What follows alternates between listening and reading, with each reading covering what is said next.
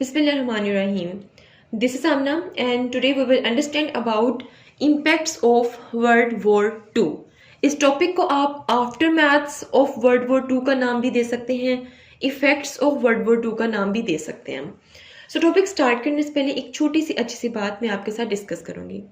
हमारी ज़िंदगी में जो सबसे बड़ी नेमत है ना, वो हमारी ज़िंदगी खुद है. हम छोटी छोटी फजूल सी बातों पे अपना टाइम वेस्ट करते हैं, फजूल सी बातों पे परेशान होकर डीमोटिवेट हो जाते हैं, अपने गोल से हट जाते हैं. सो आप अपनी ज़िंदगी को ऑन करें, अपनी ज़िंदगी से फ़ायदा उठाएं, बजाय ये कि अपनी ज़िंदगी को वैल्यू करें. इंस्टेड ऑफ दिस कि आप अपनी ज़िंदगी को कुछ ना समझें और बस वेस्ट कर दें किसी भी फजूल किस्म की बात के पीछे.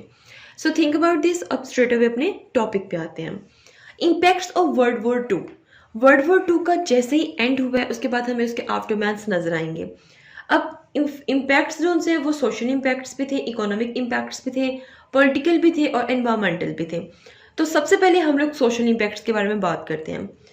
Homeless, the first one is homeless. बहुत से लोग होमलेस हो चुके थे, उनके पास उनके घर नहीं थे. सेकंड, स्टारवेशन, एक कहत की कंडीशन थी, बहुत से लोगों के पास खाने पीने को कुछ भी नहीं था. देन लैक ऑफ इंफ्रास्ट्रक्चर, इतने अटैक्स हुए थे, बॉम्बिंग्स हुई थी, जिसकी वजह से क्या था कि पूरा का पूरा जो इंफ्रास्ट्रक्चर था यूरोप का वो एक तरह से हिल चुका था, डैमेज हो चुका था, कोलैप्स हो चुका था. देन बॉर्डर्स हैड चेंज्ड, कोई स्पेसिफिक बॉर्डर्स नहीं थे स्टेट्स के, ठीक है, उनको दोबारा से ठीक करना था. Women as a workforce, बहुत से जो आदमी थे, जो मैन थे, वो मारे जा चुके थे. सो इसके लिए क्या हुआ कि एक चेंज आया. ये एक पॉजिटिव चेंज था. जो वुमेन थी वो एज अ वर्क फोर्स आपको हर जगह नज़र आने लगी. वुमेन जो थी वो यूरोप में ज़्यादा आपको नज़र आएंगी हर जगह वर्ल्ड वॉर टू के बाद. क्यों? क्योंकि जो मैन थे उनकी तादाद कम हो गई थी, अब खाना पीना तो था. सो औरतों ने कहा कि अब हम खुद कमाएंगे. देन एटॉमिक बॉम्ब डिस्ट्रक्शन, जो एटॉमिक बॉम्ब हुआ था जापान पे, जो यूएस ने किया था, उसकी वजह से बहुत सी डिस्ट्रक्शन हुई. एंड देन हॉलोकास्ट, मतलब कि आप देख सकते हैं कि जो पूरी सोसाइटी जो सी है वो बड़ी डिस्टर्ब हो चुकी है. ठीक है, पीस नहीं नज़र आ रहा कहीं भी और बहुत ही डिस्टर्बेंस आपको सोसाइटी में नजर आएगी. ना कोई खाने को कुछ है, ना पहनने को, ना कोई रहने को, कुछ भी नहीं है. ठीक है, ये थे जो कुछ सोशल इम्पैक्ट्स. अब हम बात करते हैं इकोनॉमिक इफेक्ट्स के बारे में. प्रॉपर्टी डैमेज हो चुकी थी, ठीक है, ट्रांसपोर्टेशन सिस्टम पूरा का पूरा डिस्ट्रॉय हो चुका था. रिकंस्ट्रक्शन कॉस्ट, हर मुल्क को अपने स्टेट को दोबारा से टॉप लेवल पर लाने के लिए उसको रिकंस्ट्रक्ट करना था और रिकंस्ट्रक्ट कॉस्ट दोबारा से मुल्क ने अपने अपने स्टेट्स पे लगानी थी. ठीक है. Heavy losses in agriculture, agriculture में बहुत लॉस हुआ था तकरीबन हर स्टेट को, और इंडस्ट्रीज में बड़ा लॉस देखने को मिला था. अब जो भी लाइट और हैवी इंडस्ट्रीज थी दोनों इफेक्ट हुई थी. ठीक है. अनएम्प्लॉयमेंट बहुत ज़्यादा बढ़ चुकी थी. इन सब के बावजूद यूएसए की जो इकोनॉमी थी वो स्टिल पावरफुल ही थी. Now let's understand about political impacts.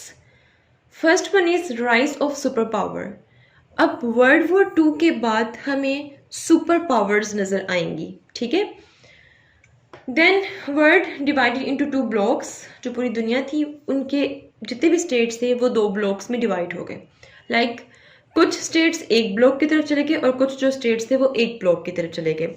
एक ब्लॉक को नाम दिया गया नेटो का, एक ब्लॉक को नाम दिया गया वार्सो का. ठीक है. देन बर्लिन वॉल कंस्ट्रक्ट हुई. ये बर्लिन वॉल कब कंस्ट्रक्ट हुई, इस पॉइंट को अंडरस्टैंड करेंगे इस पॉइंट के साथ.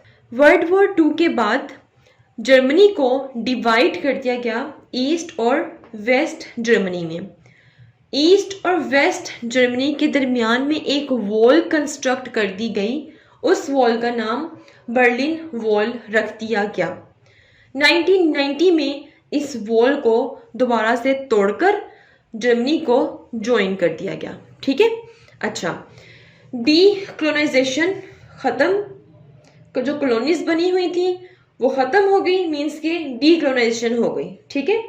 UNO establish, united nation organisation establish हो गई.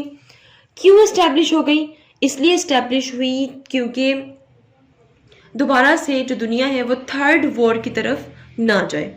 Then Korea divide between USA and USSR, USA और यूएसएसआर में कोरिया को डिवाइड कर दिया गया।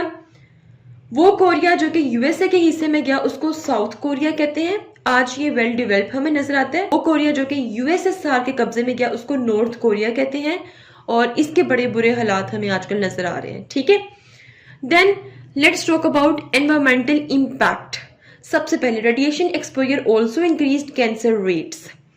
जो एटॉमिक बॉम्ब का यूज हुआ है जापान पे, जो यूएसए ने किया ड्यूरिंग वर्ल्ड वॉर 2, उस टाइम जो रेडिएशंस निकली हैं न्यूक्लियर बॉम्ब से, उसकी वजह से क्या हुआ है कि डिफरेंट डिजीजेस लोगों में नजर आई हैं, जैसे कि कैंसर रेट बहुत ज्यादा बढ़ गया। ठीक है, एबनॉर्मलिटीज नजर आई हैं, बहुत से बच्चे जो कि अभी भी पैदा हो रहे हैं उनमें एबनॉर्मलिटीज नजर आ रही हैं।